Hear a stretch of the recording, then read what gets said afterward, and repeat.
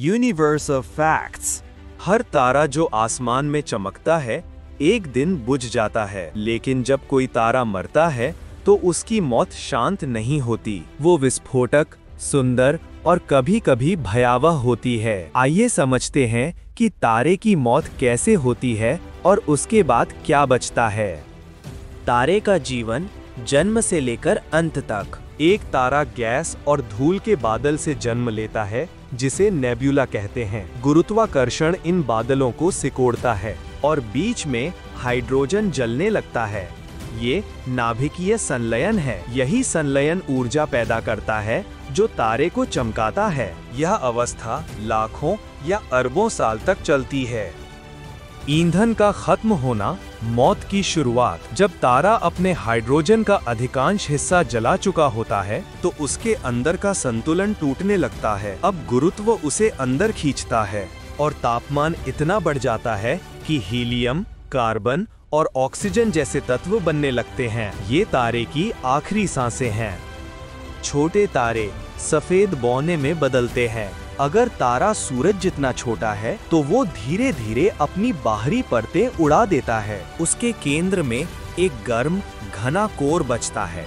यही white dwarf है। यह अब ऊर्जा नहीं बनाता, बस धीरे धीरे ठंडा होता जाता है। अरबों साल बाद ये ब्लैक ड्वार्फ बन जाएगा, एक ठंडा मरा हुआ तारा। 4 बड़े तारे विस्फोट से मरते हैं। अगर तारा सूरज से 8 गुना या उससे बड़ा है तो उसका अंत बेहद नाटकीय होता है। जब उसका ईंधन खत्म हो जाता है तो अंदर की परतें गुरुत्व से धंस जाती हैं और अचानक बाहर की परतें विस्फोट करती हैं। ये घटना सुपरनोवा कहलाती है। इतनी तेज कि कुछ सेकंड में सूर्य जितनी ऊर्जा छोड़ देती है। पूरे आकाशगंगा के लिए ये एक चमकती मौत होती है। सुपरनोवा के बाद क्या बचता है?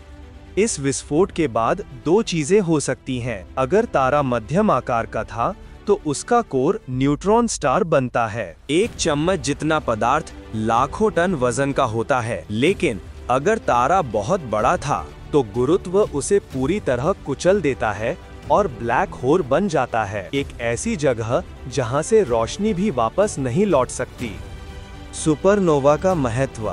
जब तारे मरते हैं तो वे अपने अंदर बने भारी तत्व जैसे लोहे, सोने, सिल्वर अंतरिक्ष में फैला देते हैं। हमारी धरती, हमारा शरीर, यहाँ तक कि हमारे खून में मौजूद लोहा भी किसी मरे हुए तारे का हिस्सा है। यानी हम सब स्टार डस्ट हैं। 7 हमारा सूरज, उसका भविष्य। सूरज एक मध्यम आकार का तारा है।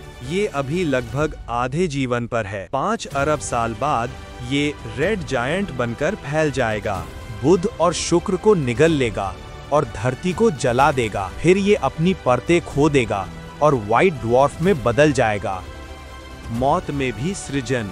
हर मरते तारे की राख से नए तारे और ग्रह बनते हैं। यानी तारे मरते नहीं बल्कि रूप बदलते हैं।